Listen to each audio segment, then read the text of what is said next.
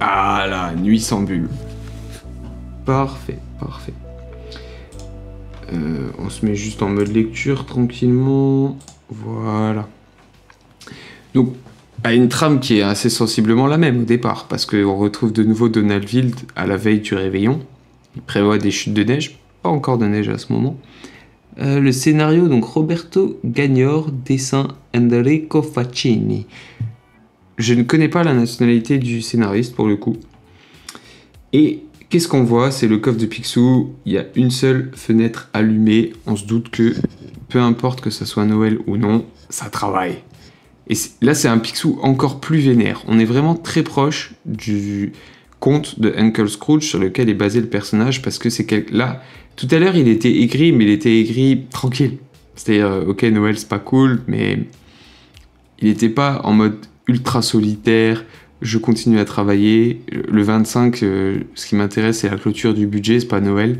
Donc là, c'est un véritable retour aux sources. Il a une écharpe, donc on s'imagine bien qu'il n'y a même pas le chauffage dans le coffre. Et c'est d'ailleurs le problème, parce que les chutes de neige annoncées, donc on a déjà direct la petite mise en contexte.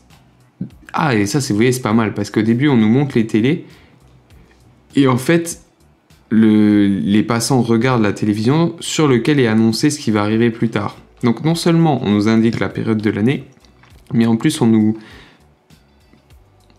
donne un aperçu de la condition météorologique qui va déclencher l'élément perturbateur de l'histoire. C'est pas mal. Petite référence encore une fois au Klondike, on voit que le vieux poêle qu'il utilise, c'est celui qu'il avait dans sa chaumière dans ce pays si froid, dans lequel il a fait toute sa fortune. Petite mention à la salle des trophées, et c'est marrant parce qu'il y a pas mal de clins d'œil.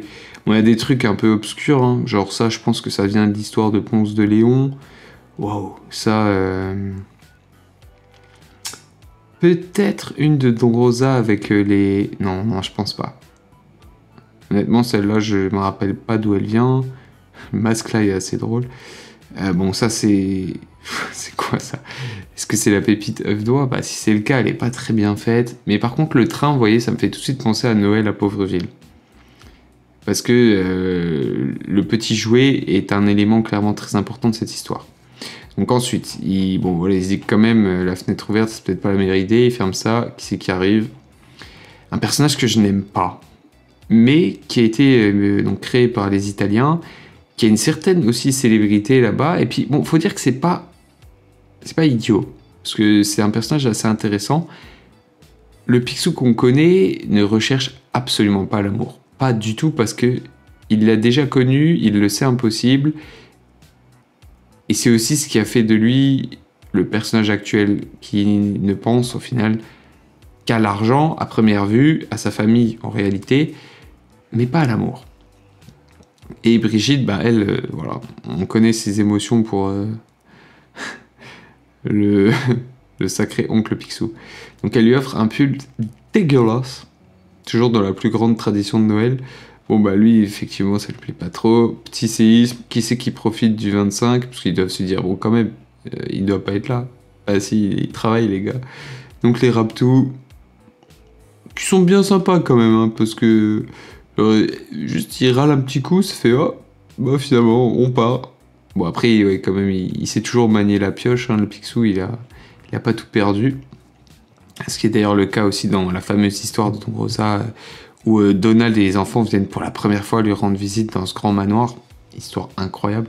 Il faut vraiment que je recommence à avancer dans les épisodes. C'est prévu. C'est vrai que j'ai perdu un peu. Hein. Donc il les fait fuir, mais bien gentiment quand même. Hein. Sachet de thé, on sait qu'il les réutilise une année entière. Ça m'est déjà arrivé d'utiliser un sachet de thé 2 fois. Une année, c'est quand même le next level. Les Raptous sont passés. À qui le tour, on a envie de dire, parce que Noël, tout le monde vient vous faire chier. C'est Mystique. Il est déjà prêt, hein. Il sait déjà de qui on parle.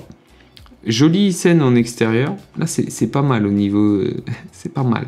Au niveau du travail des couleurs, on ressent le temps froid. Nous avons froid. Il s'en débarrasse vite fait.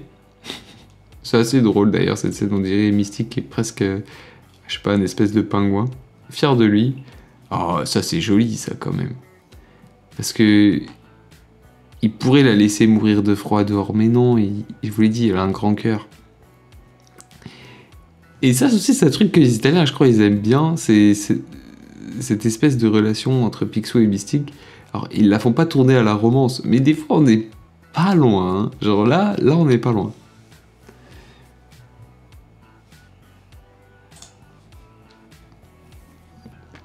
Brigitte, bien sûr, elle est jalouse.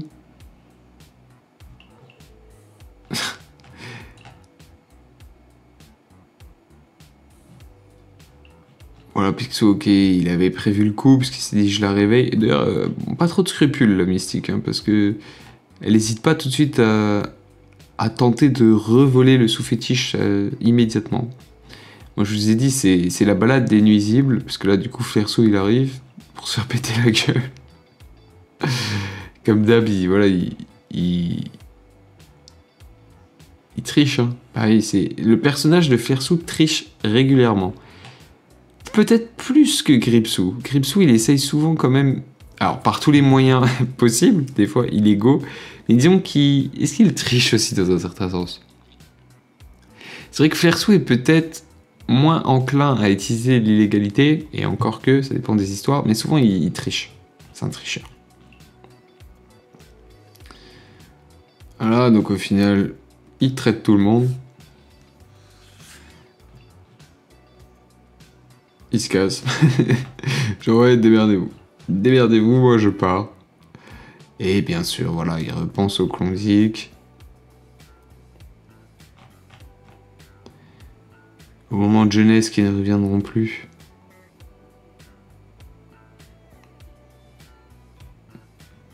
Et s'il y a eu ces moments aussi heureux, bah il y a aussi eu tous les problèmes avec ses ennemis qui au final ont partagé beaucoup de moments de son existence. Bon, heureusement, il n'y a pas que, hein, il y a quand même voilà, nos fiers neveux. Mais bon, des histoires avec Donald, avec les Raptous, Mystique, Flerceau, Gripsou, il y en a quand même un paquet et au final, ils font partie de sa vie. Et donc là, incroyable, l'oncle Picsou qui décide d'ouvrir les placards pour ses ennemis. Ça c'est drôle, panettone, mais on est... Et vous voyez, encore une référence au gâteau italien, pas au même en plus, incroyable. Sauf que cette fois-ci, c'est ceux de Flerceau gratuit. Oh, ça c'est...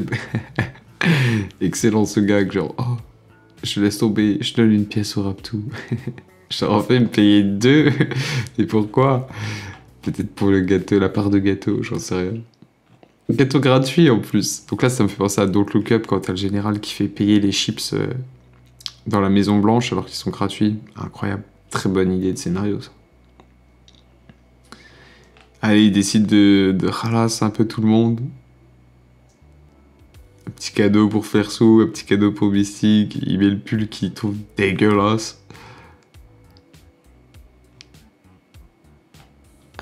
Quand même, c'est peut-être fatigué par contre à la fin. On peut se demander, il a fait tout ça. Pourquoi il ne sourit plus, quoi? Qu'est-ce qui a changé entre les deux cases? Ça, je ne sais pas. Mais, belle conclusion. Un beau petit joyeux Noël dans cette lucarne illuminée dans la ville noire.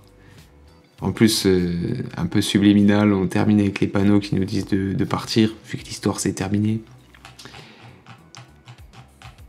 Donc au final, eh oui, comme le muet au cinéma, nous n'avons pas besoin de dialogue pour rendre une histoire intéressante et compréhensible. Et est-ce que cette dernière est encore plus forte comme ça? Ben, j'ai envie de dire ça dépend. Parce que là c'est quand même major... Enfin, quoique. Ça dépend des dialogues en fait. Certains vont réussir à amener d'autres choses, souvent de l'humour. Mais en tout cas en termes de trame, de structure, je trouve qu'il n'y a pas... Des fois, la plupart du temps, il n'y en a peut-être pas besoin.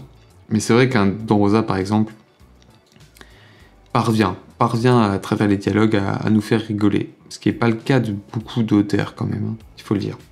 Souvent, ça va être des gags plutôt visuels que verbaux.